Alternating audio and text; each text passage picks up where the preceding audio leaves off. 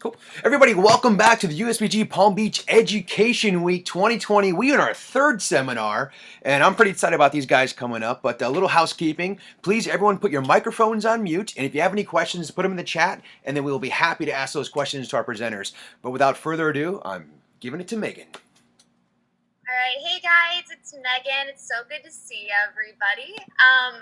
I am so excited to introduce our next two presenters. They need very little introduction. This is Nick Hogan and Shannon Michelle from Mover and Shaker. I can't say enough about these two. Nick Hogan is also a whiskey guardian for Angel's Envy. He's also a food and beverage photographer. Shannon runs one of the best programs in Jacksonville. She is also either Bar 5-Day ready or already done. So they also own and run Mover and Shaker, and they do it all they're also sober, which is, I just can't wait for them to talk about how they run a business. They do all these side projects. When I asked Nick, I was like, oh, yeah. We actually have a joke here where I work now that my uniform is Mover and Shaker because it's probably 3 days of the week, and I work 5 days a week here. So they always say I'm in my uniform when I'm wearing Mover and Shaker. So anyways, I can't wait for them to talk about how they run a business, how they do all their side projects. They literally never say no to an opportunity. They always have something up their sleeve. So without further ado, Nick Hogan and Shannon Michelle. Thanks for having us, guys. This is super cool. I have like a outline here that I'm gonna look at, but we'll probably just be all over the place. And I really want you guys to ask questions if you have questions, because I really don't want to sit here and bore you to death. But it is an honor to be talking to you guys, first of all, and it's really cool because I know I'm friends with probably a majority of you on Facebook, but I don't think we've ever met in person. But I hope that we eventually do, and it means a lot that you guys A, support us, and B, just that friendship. I started Mover and Shaker 3 years ago. The sole idea was like, I was a bartender coming up, and it was, every bartender kind of wants to make a name for themselves. So for me, it was, what can I do to make a name for myself in places that I'll maybe never visit. And that idea was to sell something, obviously. My friend Robbie Freeman at the time was doing some T-shirts, and they were super cool. But I was like, I don't want to do T-shirts. I don't want to kind of step on Robbie's toes. So I went with pens, and I thought of like some of the most iconic things behind a bar. And that was like our first pens were the Angostura bottle and the Fernet bottle.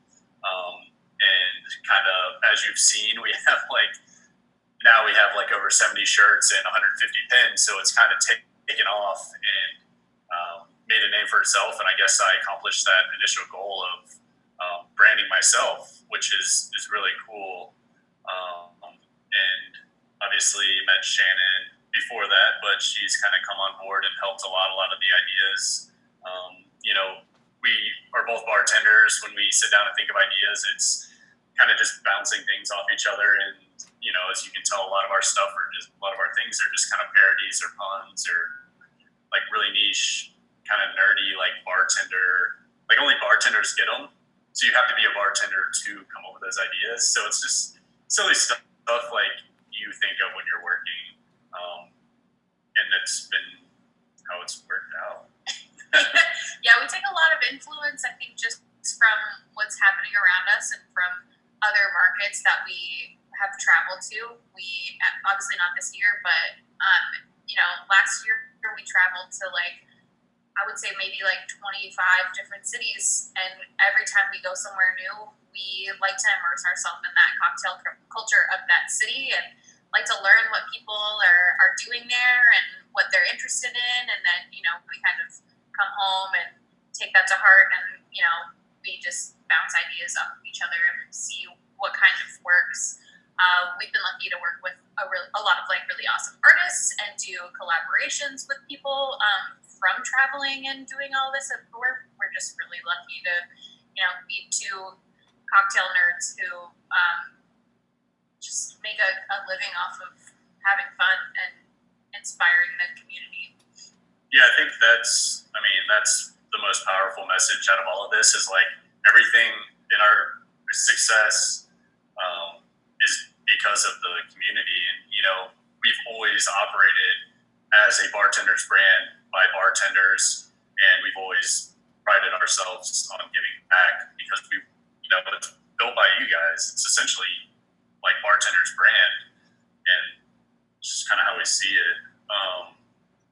Like looking back, I guess to go back on how we started, just I don't know, maybe for like inspiration or just like to give you guys an idea of like how it started. Like I literally had no idea how to do anything when I started this.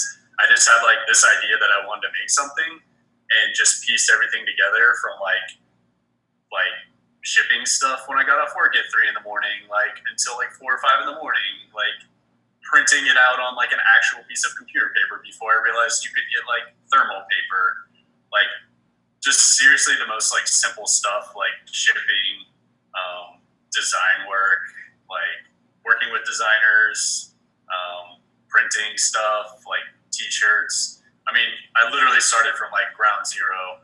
So I think my point is that if you have an idea and you have the willpower, you can like 100% find a way to make it happen. And also, like, I never in my life could have imagined I would have like a storefront and like 200 products. Like, it literally just was like one thing after the other. So you don't even necessarily have to like dream like huge in the beginning. Like, I was just like, I want to make a couple pins, and then it literally turned into like this, which is insane. But that being said, now I'm like a huge like dreamer, and I have like all these crazy goals. And obviously, like if you saw what we just released with like Raekwon, who is a rapper in Wu-Tang Clan, which is the shirt you're wearing right now, that all just like manifested itself. Like we've been making like stuff based off Wu-Tang Clan since we started, and it just somebody noticed it and he reached out to us, and that like manifestation of ideas and like respect, it was somebody saw it and they wanted to work with us. So if you have like the right intentions and you have that like passion about what you're doing, people will see it. And it doesn't have to be like what we do. You don't have to make, shirts or whatever. It could be booze or whatever, but it's a grind, and it's waking up every day and like recognizing what you have to do to get that done. Do you have anything on that? No.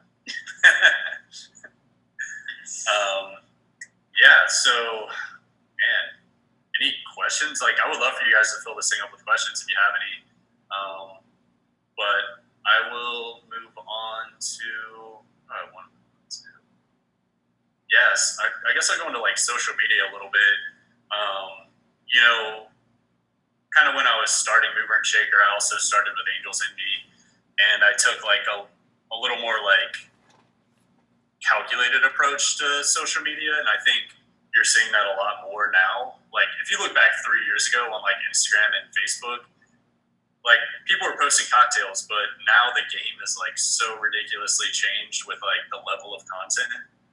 You have to like, I forced myself to pick up a camera to shoot products, but then that's when I fell in love with like cocktail photography. And my mantra is kind of like never put anything negative on social media, because like what you're trying to do is you're branding yourself. You want, when people look at your social media, that's their perception of you, and you want people to like look at you a certain way. So you really have to be careful and calculated with what you're putting out there. For me, it's like never anything negative. I'm always trying to promote other people. And then like the best way to grow your personal brand is to be genuine with other people. Like build those relationships, and you should want to build relationships because you're a bartender and we're all doing the same thing. We all like are in it to make money, but we're also in it to like promote our culture. And if we're bringing each other down, that's not doing anything positive at all. So like, I add like a ton of people on Facebook that I think are killing it, and I love talking to them, and especially on Instagram. Like, if somebody messages Mover and Shaker, like I will have a conversation about their bar. I will like tell them, like ask them questions about their bar, ask them questions about something I see on their page, because I operate Mover and Shaker as kind of an extension of myself, but I want people to know that there are people behind this company, And a lot of times sometimes people like talk about us like we're this big thing and like talk about the other employees, but it's like, no, it's just like It's me just us and Shannon, and like we touch every single package. Like I pick up every one of our shirts. Like I look at every file that we do. Like all the ideas come from us. Like there's no outside influence. Do you have anything like on your personal mantra as far as social media? You've been crushing it. I mean, social media is just an extension of yourself, and I think that everybody wants to put their best foot forward. Social media has kind of now become your new like comp card for when you are reaching out and connecting with either be new brands or new bars. Like I obviously like if you dug through my social media, you can see that when I was like a baby bartender, like I was posting everything that I wanted to post, but now it's like, well, what is it like an accurate reflection of me that I want to put out there? And it can be really hard. I think that social media, especially right now, now that we've been sitting at home for like 6-8 months, mostly like people have gotten really concentrated on it. But yeah, I mean, it should be like a positive place for sharing and for learning new things. I'm constantly seeing, new people pop up on my like explore page because I'm following new cocktail content or, and I love saving things to like my own archives and being able to go back and look at them. I do all of the social media for my bar as well, so it's nice to like look at things and be able to be like, well, like why do I like this? Why does this work? And kind of take that influence and put it into my own Instagram or Facebook following. We have a question. It says, do you have different marketing strategies for different social media outlets, and what are they? That's a great question. Like Instagram has always been, I don't know, I just saw it as like a very powerful tool in the beginning, and I've always used that as kind of like our driver for sales and what we do. But Instagram is like, you can't really tame Instagram. It's a beast of its own. And you can spend like so much time trying to look into things and looking at analytics, but I've always just like learned and realized that if you're putting like content that you believe in and other people resonate with it, and if you act genuinely, that is where you're going to get your best results. Like if I post like Instagram like hates flyers or anything that looks like a flyer or anything that's just like a t-shirt mock-up, I think they have the algorithm set to like that kind of stuff they want to get paid for. They want it to be like a sponsored post, so they just like nerf it and you get like 30 likes. But if it's like me talking about, so like what I'll do now is like, hey, we made this cocktail in the shop. Here's a really dope photo of like this bartender. Nothing to do with any of the products, but they just happen to be using like our strainer and wearing a mover and shaker shirt. And honestly, that's kind of how I want it to be anyways. I don't want to be like, unfortunately our page has to be a little bit of this, but I don't want our page to be like, hey, this is the product, buy it. Hey, this is the product, buy it. I want there to be some content, some context. That's what I aim for. It's definitely hard to do, and I know there's a question about time management. Something you brought up earlier is like I say yes to everything, and it's gotten to a point where I almost can't anymore. But yeah, like that's kind of where the need to quit drinking came in for me, at least. Was it started to get where if I had 2 or 3 drinks, I would feel it the next day, or I would just be like out of it at the moment. So I became so busy that I didn't have that time afforded to be, down. And drinking for me personally, more than like a physical reaction to it, I get more of like a mental drain, like a little bit of anxiety and depression. So, and I think a lot of people do, and a lot of people don't talk about it. So for me, I'm pretty vocal about it. I don't like go bring it up, but if people ask me, like, I'd love to share my story, and I think my life has definitely changed 100% for the better.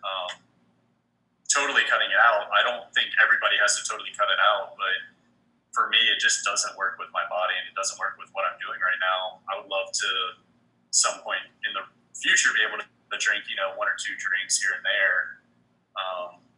But as far as time management, I know I'll let Shannon talk about her story in a second, but time management, I mean, I'm probably not the best person to talk about it, but I just spend every second of my day working. A lot of it is behind a computer now, which it's kind of funny because I feel like everybody goes into bartending because they don't want that 9 to 5 behind a computer. And I just went full circle, and now I'm just on a computer at all times. But I guess that's everybody right now. So, man, do I have any good time management skills? No. Nick's time management is terrible. We tried to set up office hours, but I think that that's a good strategy for yourself setting out. I think that you should set aside time for yourself and then time for your business. You should only be on your computer for whatever time makes sense for you. So if it's 4 hours a day that you can sit there and stare at a screen, do that. And then when you're out of the office, put your phone away, put it on silent. Don't answer those emails anymore. Take some time for yourself. You really need to focusing on your personal well-being and your quality of life can sometimes fall into the background, especially when you own your own business or you're running multiple bar programs or whatever it is that you're doing. So making sure that you have specific time that has nothing to do with what it is that your career is really important just for your mental health. I feel like we have gotten better about that since we have our brick and mortar now. Because now it's we're going to the office. So it feels like we're going to work rather than having our work life being so integrated into our daily life. It's good to have a separation. I think that that's really important.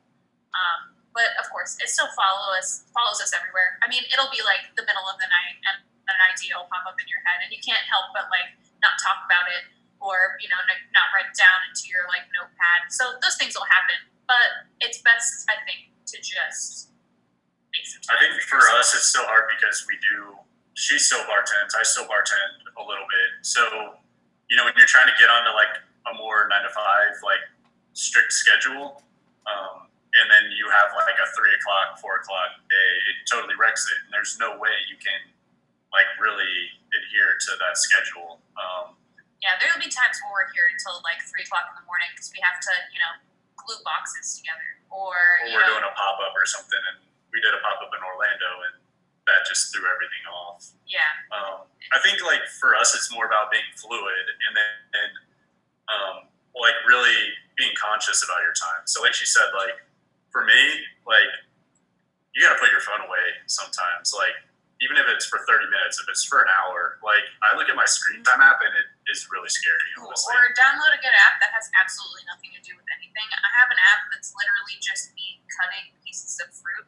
And I just do that for an hour and I'm just chopping. And it takes your mind off of somewhere and it's so dumb. It's the worst game ever. But have something that can take you somewhere else so that you're not thinking about it. Yeah, she'll see me. I'll get stuck on Reddit, looking at the news for an hour, 2 hours, and I just you get pissed off right now. So I've started reading again, just physical books. I know they exist, but get a good book. That'll just change your mindset, and you need that mental clarity. I was biking for a while. I was biking an hour a day, and the whole process getting to the trail and back was an hour. So that was my time to really recharge. And as a bartender, it's really hard. It's super hard to focus on yourself, and I still am really bad at it. But you have to physically and mentally set aside time out of your day. Got another question. How do you expand your social media and content? Wow, there's no tricks for that, honestly. There's some. I actually did a talk for Portland Cocktail Week. So I have some notes, so I can send them to Megan in an email. That's a lot of the different tools I use, and they're all really small things. There's hashtag generators.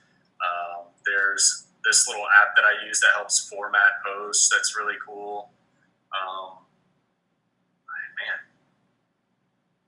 honestly, it takes a while. I feel sometimes you need to sit down and take a whole day and like take social media content, whether that is making a drink and shooting a photo of it, or coming up with a story behind it, and kind of like building up a file that you can pull from at any given time. That way, like, social media can take over your life in that way where like you're like, oh, I have to post something like today, but you don't actually have the time to go and shoot something that day because you're caught up in work, or you have a life. Like, it's nice to have kind of a backstock of things, and that just takes a lot of time and a few days to like really get that all set up. I think like start with what you want to convey and like what you're trying to accomplish with social media. Are you trying to like accurately portray what you do in real life, like behind the bar, or are you trying to sell something? And I think I said it earlier, is like be genuine and connect with other people. That's the best way to do it. Like through Mover and Shaker, I've met like so many people, and I've made a lot of really good friends. But that's because I'm acting as myself, not like as a company. And like a lot of the things I've done to grow, like giveaways were really successful in the early years. Man, there's no like cheats, honestly. Like we have, I think, 30,000, like close to 30,000 followers. That's just from grinding it out. I try to post like once a day at least. So like she said in the beginning, it's really hard when you literally have to create content every single day. But in 3 years, I've created such a backlog of photos that I have stuff to pull from, which is really nice. Challenge coins to the Mover and Shaker portfolio. We've done a lot of challenge coins for other people, and I'm sure you guys know I've done the design for the Fernet coin for the past 2 years. I didn't do this year's. I just Didn't have time. Didn't have time. Wouldn't have time. But that's a great question. I feel like challenge coins are so special that it's something I want to do, but I want to do it the right way almost. So you should have a challenge coin that like you flip out in front of your friend, and it's like, if you don't have yours, you have to buy me a pin. Okay. Yeah. I think that'll tie in like great with our brick and mortars to do something where like almost like a loyalty thing, or like maybe for the opening party, give out coins and those people get like a discount. That'd be super cool. Miss you, John. Great question. I think like honestly, like the Fernet coin idea kind of played into like how I thought of Mover and Shakers. Like it's like when I first found out about the Fernet coin, like I was a nerd and I really wanted one, and it's like this weird sense of like you finally like belong to this culture. But I want to make it like an entire brand on like you already are in this culture. You can just buy it. Like you don't need to like go wandering around for it. So it's almost taking like those ideas and making it for bartenders. How is it not drinking when you're a whiskey ambassador or a bar manager? Yeah, I mean, honestly, I get this question probably once a week from people asking, how I don't drink and like still work in this industry. And for me, like, I tell people to set like realistic goals. For me, I wouldn't say it's a problem, but it was just an issue in my life. So for me, I set like small goals. I went like a week at first, and then, you go a week and then you like go out drinking with your friends and you get really hungover and you're like, man, that was stupid. So then you kind of fall back into drinking. And then I was like, all right, I'm going to go see if I can go 2 weeks. So I went 2 weeks, and then the same exact thing happened. So then, they had the thing with like the 40 days where if you can go 40 days, you break a habit. So I did 40 days and I was like, man, that was great. I probably ended up going like 45, 50. And then eventually like you kind of slowly, just start drinking again. And I remember I did like 40, and then that night I drank or something. And then after that, I was like, man, I'm just in this cycle. It's so stupid. So for me, I just decided I'm just going to totally stop like for indefinite time. And I always tell people, like, they come to me and they're like, hey, like, how do I do it? I'm like, hey, be realistic with what you're doing. You may not have to totally cut out drinking. You may want to just set small goals, go a week, see how you feel. Because it's really hard to like think, how can I be a bartender without drinking at all? Maybe even if it's like, I'm going to go like this shift without drinking, or I'm going to just totally stop drinking behind the bar while I'm working. I think that's a a really challenging thing at first, like, is bartending without having a shot, because you're gonna have so many guests, so many friends, so many industry friends, like, hey, let's do a shot of Fernet, let's do a shot of Chartreuse, and you're either like making up excuses, like I did so many fake shots in the beginning, like had a little can of Coke, and just like, ooh, yeah, it's Fernet, you know. And then eventually, like, you become so comfortable, and like for me, after a while, I was like, I just don't want to drink, and so I felt comfortable telling people that, I'm like, hey, like, I really appreciate that. Do you mind buying me a Topo Chico instead? Like, and sometimes people like laugh at, like, that's the most ridiculous ask, but it's like, A, it's cheaper. B, you're already gonna buy me something. Why don't you just buy me something I want? But then people, like, you know, once people realize you're serious and like you're doing it to better yourself, like if those people don't take that like seriously, then those people aren't your friends, or those aren't the people you want around. I know Shanna probably has way more stories because she's been behind the bar longer, not drinking. Yeah. I mean, and I'm going on, I think, 500 days sober in the next couple of weeks. And for me, it was like a similar decision. I was dealing with a lot of like anxiety and depression, and I thought that my drinking was kind of like stuffing that down, but really it was bringing it to the surface. And that's just like an honest conversation that you have to have with yourself. And I tell people all the time that if you're not ready to have that conversation, don't kid yourself.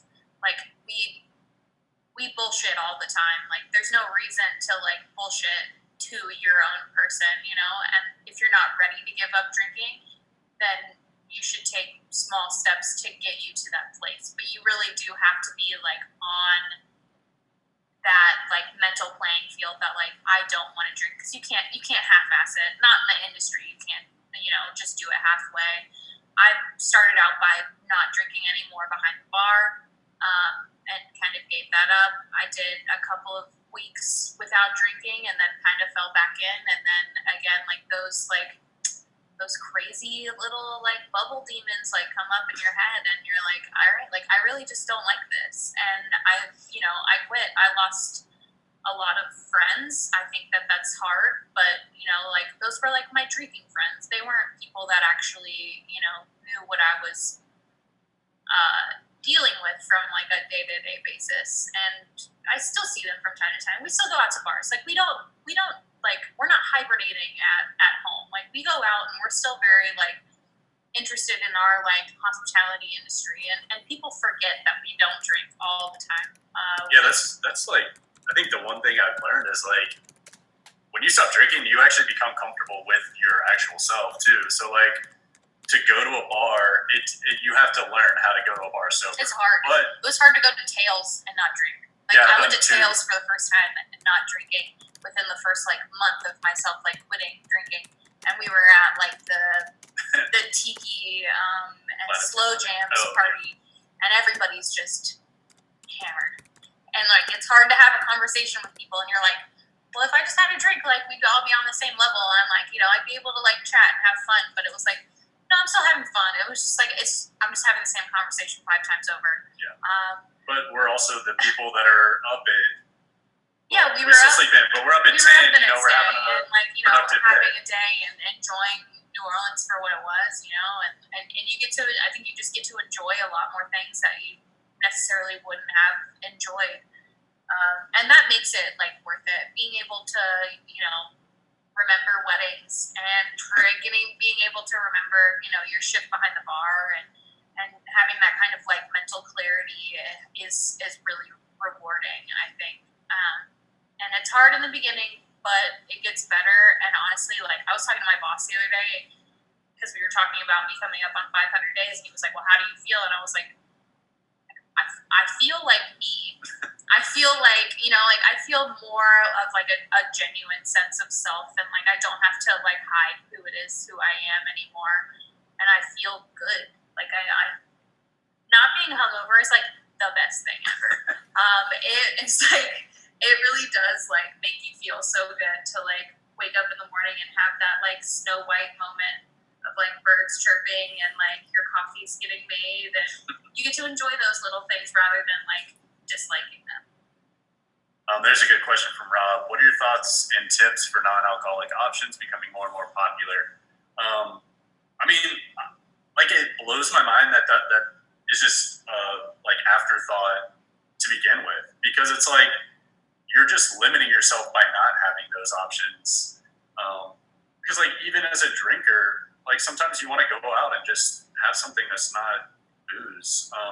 Or even like the low ABV options, like Yeah, having something that's just a spritz or something that's like not gonna like knock you off your ass. I think is important to have on a menu, because there's all different types of people out there. Why would you want to limit your market to just one person?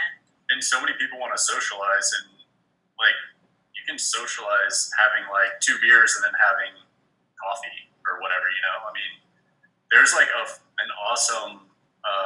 It's like a coffee shop during the day, and then just beer and wine at night. But they crush it. Like they are like a true bar. Like you go there because you want to hang out with the bartenders and baristas.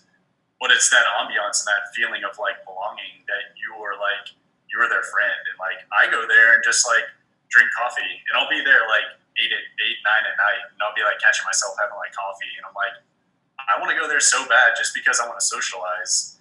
And like, why wouldn't you offer some sort of like coffee at a bar in general? Because that caffeine is probably going to keep people there longer. It's like food. I mean, like if you have some sort of food option, I mean, you're not utilizing it well. I mean, you're just giving up money. I also think it's like really important to be inclusive. I think that having an NA menu or whatever it is that you want to call it, zero proof or whatever, is important to bar programs now. I also think it's important to have that on the same menu that you have all of your alcoholic beverages on. There's nothing feels worse than feeling like you're left out or that you're made to feel special in like a negative way. And I think that incorporating everything all together makes everybody feel like we're here to be communal and like have this time together, and not like, oh, I need a special menu to like get me through this night. Like everything should be right on there. Everything should be available for anyone who wants to see it. And I think having like spirit free options is awesome. There's more and more things blowing up now than ever before. I mean, like especially in like the beer realm, like Heineken just put out a double zero, which if you go over to like Germany or like Amsterdam or anywhere in like the Netherlands, like part of the world, everybody makes double zero beers, and they're literally like just beer flavored soda waters, and it's like the most incredible thing to have behind your bar for anybody who is looking for something. I think that having those options available, things like Seedlip, really kill it. But even like looking into things like Verditas, like just making like a juice blend and having that available and topping it off with soda water, different kinds of teas behind your bar to kind of like make a cocktail and make that person feel special, like they're involved in everything that you do as well. Dakota had a good point, and this is something I saw like probably 2 years ago in Detroit. It was like the most impressive. It's like the most impressive bar program, like prep program for a bar. I think it was Bad Luck Bar. I could be wrong, but they literally they took all their ingredients for their normal cocktails and then repurposed them for NA cocktails. Yeah, you don't have to reinvent the wheel. Yeah, and then like Shannon said, it was right there on the same menu, because like you don't want to have someone be like, "Hey, do you have an NA menu?" Like that just makes people feel strange. And like I could order a cocktail, and other people aren't gonna like look at me like, "Oh, what did you order?" It has its own name, like a cocktail name. Like it's everything is the same except it doesn't have booze in it. But I think like honestly, the ultimate flex as a bartender is being able to like make an awesome like NA cocktail. Like shit, I mean, if you pride yourself on your normal cocktails, you should be able to make something NA, or you should be able to like think outside the box and come up with something really cool. So I'm looking at the next question here. Any tips for substitutions? I personally have really only worked with Seedlip, which I enjoy, and I think it works well enough.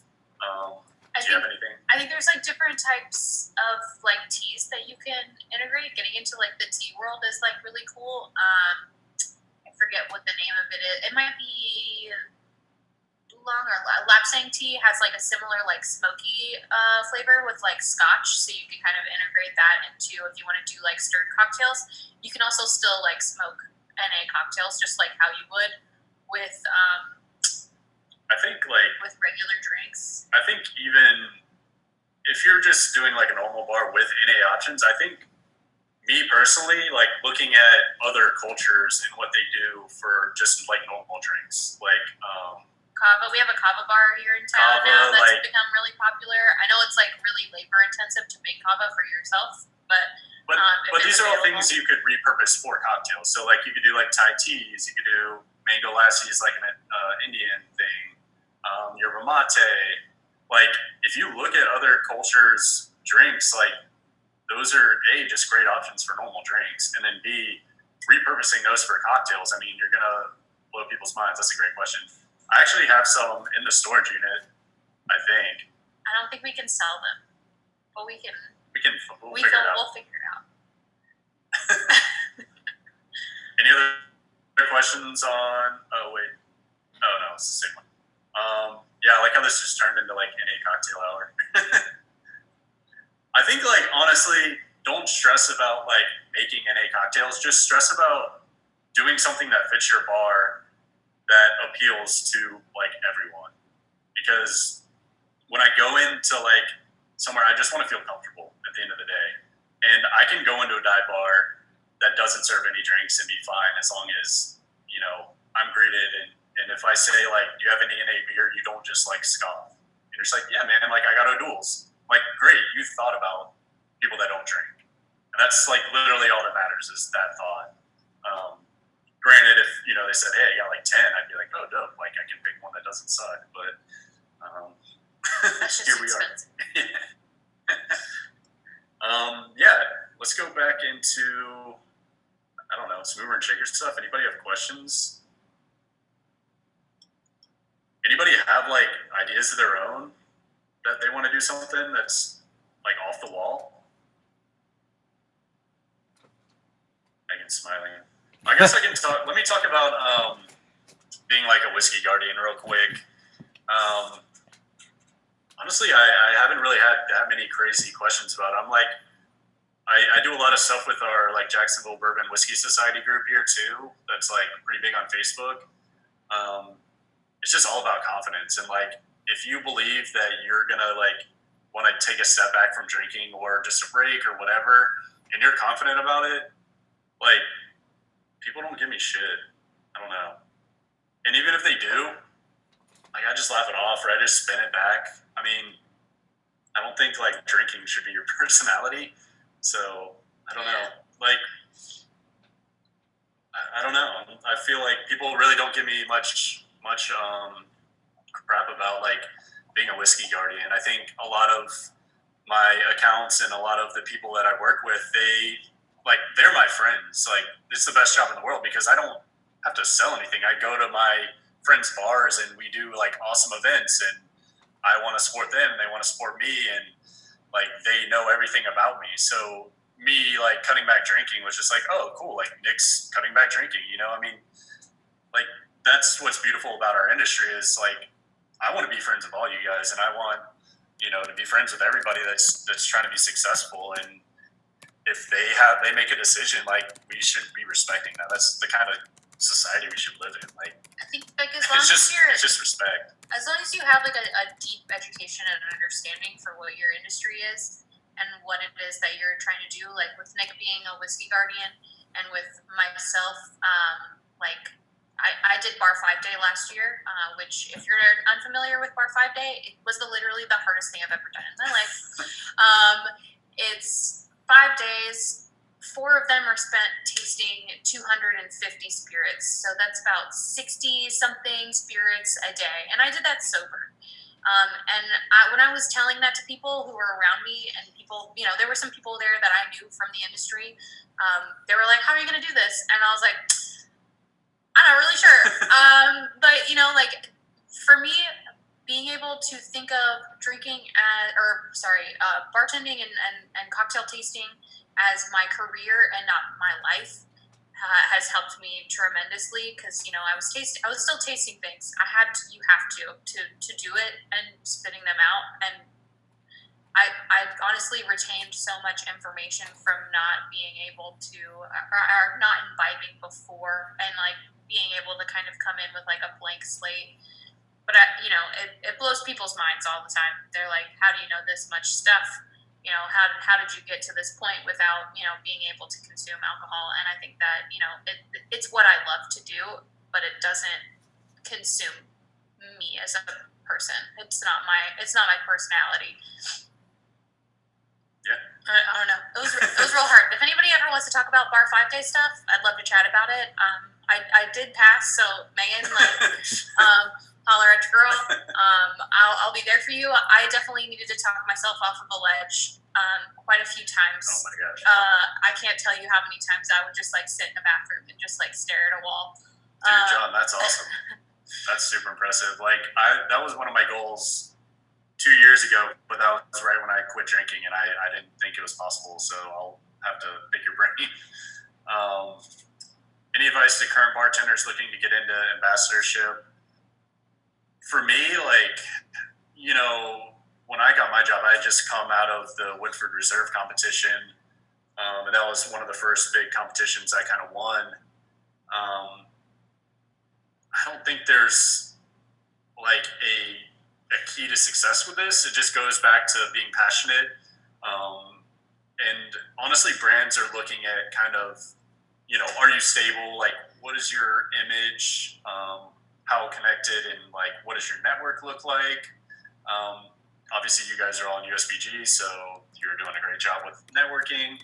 I mean, it's like anything in this industry is all about who you talk to and networking. And, I've kind of always said, like, make sure you're making a good impression and following up with people. And, like, anybody you bump into could someday either be your boss or somebody that you're interviewing against. One of the best things that I learned from actually my time at Bar 5 Day was Charlotte, who is the ambassador for Williams & Graham. She was the lead for Hendrix for a really long time, and now she looks over their whole portfolio.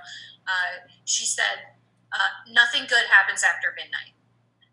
So after midnight, take yourself home. Like, you don't need to be out. You don't need to be making, because like if you're out and you have a couple of drinks at a convention or wherever it is that you're at, 12 o'clock, that's when you turn into a pumpkin and you disappear. I think that that's a really important takeaway, because like our industry is led so much about that like fear of missing out and trying to be at every event and trying to make it to every party and trying to stay up until 2 a.m. until the bars close, or 3 a.m. or 4 a.m. or whatever it is. It's not worth it, because you could essentially do something or say something to the wrong person and just really kind of like, mess things up for yourself. It's super true. Look at the people that you look up to that are brand ambassadors, and the first person that comes to mind is Annalise Marquis from Campari. You see her at every event. Do you see her at Aaron Rose? No, never. You don't see her. I don't think I've ever seen her touch a drink, but she does it in a way that you would never notice that unless you're looking.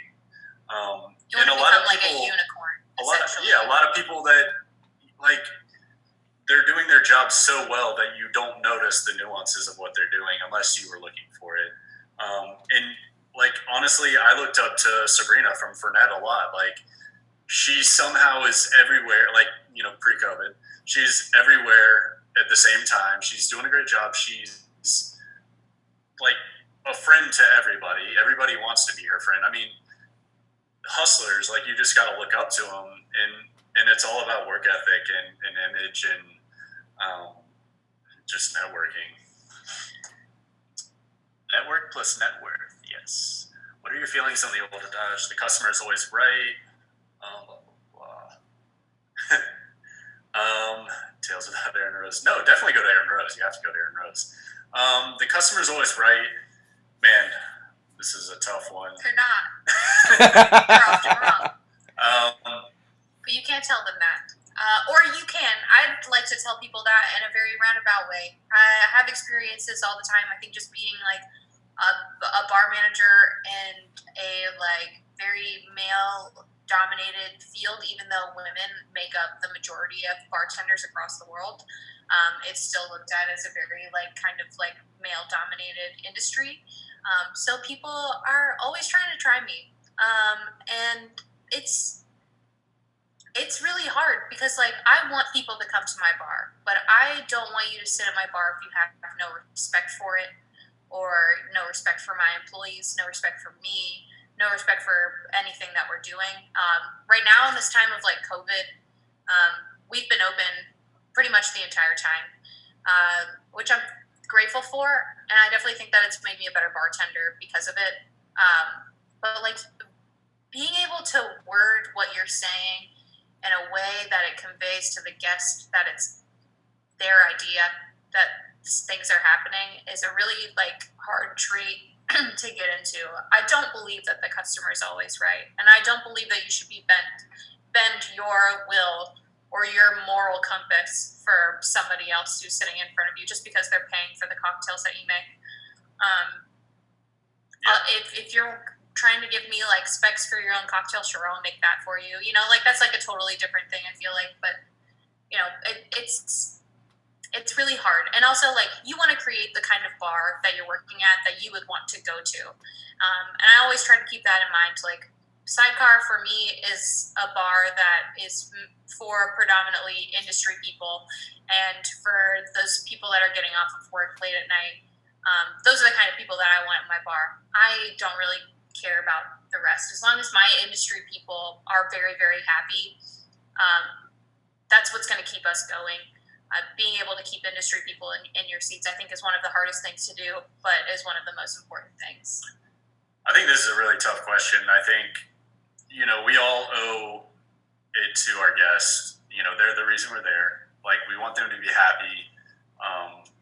But at the end of the day, I think we owe ourselves that air of self-respect. And I think there is a bit of almost training your guests on how to act in your bar, or how to behave in your bar, or how to order a drink. And I think there's, it's not a bad thing. There's just a lot of miseducation. And I mean, I have to remind myself, when you go to the doctor and they're talking about all these things, you have no idea what the hell they're talking about.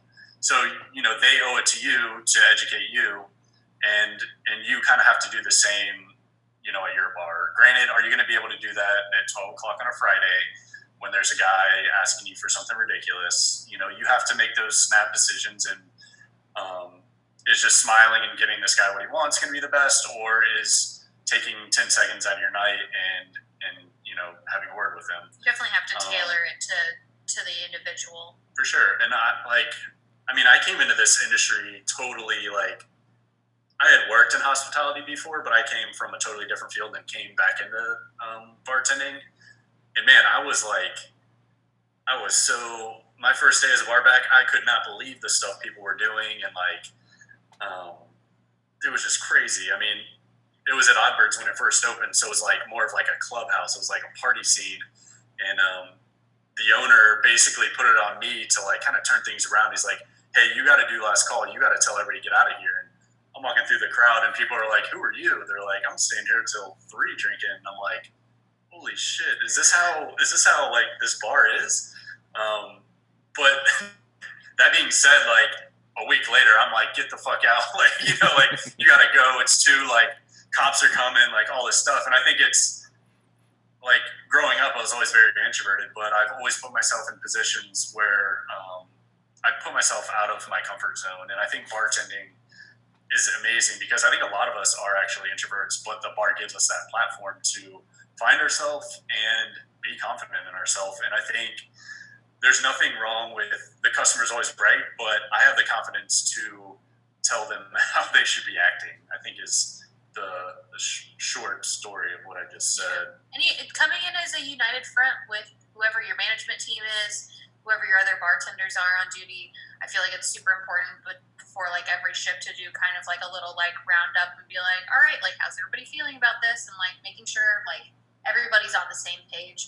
Because if you're going into it going one way and the person that you're working with is going to it in another way, then the guests are just going to be confused abused and unruly, and it's just it's not worth it. And so like being together as a united front, just like what Dakota said, is biggest pet peeve is when your manager knows they are wrong and make you feel I hate that. As a bar manager, like that wouldn't fly with me. No, like my most important thing is like I stand up for the people that I am working with. Like that's my team. I would never ever ever go against them. I don't care like what it is. Essentially, like especially in front of the guest, like those are my people, and I'm going to protect them. If they're saying that something's wrong and something's going on, like that something's wrong and something's going on, because I guarantee you that we haven't had 6 drinks in an hour and a half, and we probably know a little bit better of how our bar is operating. And if you don't feel like you're being stood up for or listened to, you need to say something or make that known, or you need to work on your quality or towards your quality of life. And there's nothing wrong with leaving a place because you don't feel appreciated or you feel undervalued, because you guys are the most valuable people to this industry. 100%. Yeah, I think you got to stick to your guns. I think a lot of people take advantage of people and, will say one thing in public and then act a certain way to their employees. I've definitely had that happen to me. And, I've seen some mismanagement, and like I've been doing it long enough where I won't stand for that. I won't stand for watching my employees get belittled. I won't stand for, I had somebody tell me that a guest could stay that was basically harassing a woman. And I said, like, I am not serving this guy, and I'm not going to work here if that's, you're too scared to kick somebody out. Like, that's not right. Like I said earlier, like, this is our society that we're in right now. Like, there should be transparency, there should be communication, and there should be like some sort of HR. I know a lot of smaller bars aren't going to have that, but there should be somebody that is acting as. You just call somebody, me and I'll come over. Shannon will come sort it out for you. I'll beat them up, and then that's your HR. It's just me. Look, we deal in a world. There's a lot of fun times. There's a lot of booze, but you got to remember to do the right thing. And if people aren't doing right by you, find another bar. I know it sucks, but there's so many bars out there, and there's so many bars out there who would be lucky to have your talents, and there's so many people out there who would respect you more than somebody not having your back. If you're holding yourself accountable and putting in like actual 100% of your effort, you deserve to be working wherever you want to work without those silly issues. I don't know. There's no time for that right now. No, absolutely. I have no time for that. Any other questions? No? Anything we want us to get into? Do we only have an hour? Yeah. Okay. You want to say anything? Wrap it up? We didn't really talk about mover and shaker much, but it's kind of good. We're in our office, which kind of just looks like a studio right now. We're not opening it up to be like a store or anything. This is kind of just where we get like work done and send out our orders. We do have like a mock bar behind us that we have been doing a lot of photo shoots at, and hopefully in the future we're going to start gearing our platform to offering cocktail classes to the community. There's a lot of people who are at-home bartenders, especially throughout this entire, debacle, and they want to learn more. And I think that, as bartenders, first, we know that, like, we don't have any secrets, and I want to share what I know to people and make that knowledge readily available, whereas, like, sometimes it's hard for somebody to pick up a book, and that's not how they learn. They learn a little bit better by getting their hands on bottles and making a mess. And we hope that we can be here for them and, help clean that mess up a little bit in the future. That's kind of like what's on the horizon for us as far as like the next step for Mover and Shaker, and for us as, building kind of like this empire together. Yeah, that being said, like, I love to entertain. So if anybody, in the future comes up to Jacksonville, please just message me on Instagram or Facebook. We have Tony Hawk. We got Tony Hawk here. You can play some Tony Hawk. No, I'll show you around. I'll take you out to the bars. I love to shoot photos. So, like, we have this bar here. I would love to shoot some photos of you guys making cocktails. As long as, we're available, like, that'd be awesome. And yeah, that could be something to help out with your portfolio, as well as, like, help us out with, what we need to put out for social media. It's a very even trade, and you know, it's fun to get in front of the camera and, you know, show off your skills or what it is that you like to make. Video game nights would be super cool. Yes. I'm down. I'll play my vegetable game, and you guys can play Chop Tony some Hawk. veggies. But thank you guys for having us. Rob, hit me up. Yeah, let's hang out. Thanks for having us. We really appreciate it. Like, please, any questions, ask me. I know I didn't get like super detailed in a lot of stuff, but I can send that document over that has a little more information. But camera stuff, social media stuff, running a business, probably not the best person to ask, but I can teach you some tips and tricks on what we do, organization, stuff like that, and then general bartender stuff. Yeah, feel free to ask. Love that. So thank you guys. Thank you guys so much. I just got a text from someone saying, this was awesome. I needed this. So really appreciate you guys taking time out of your busy schedules. And I know the chapter really appreciated it. So thank you guys. If we can do this, if I can build something like this, like seriously, anybody can. And it just takes, like, it's a grind. Every day I wake up, I'm like, oh my gosh, like what now? But like just pushing through and you can do something really cool. And like, this is just the beginning, I hope. So thank you guys very much. Thank you guys. Thanks, guys. Really enjoyed it. Awesome. Later. See ya.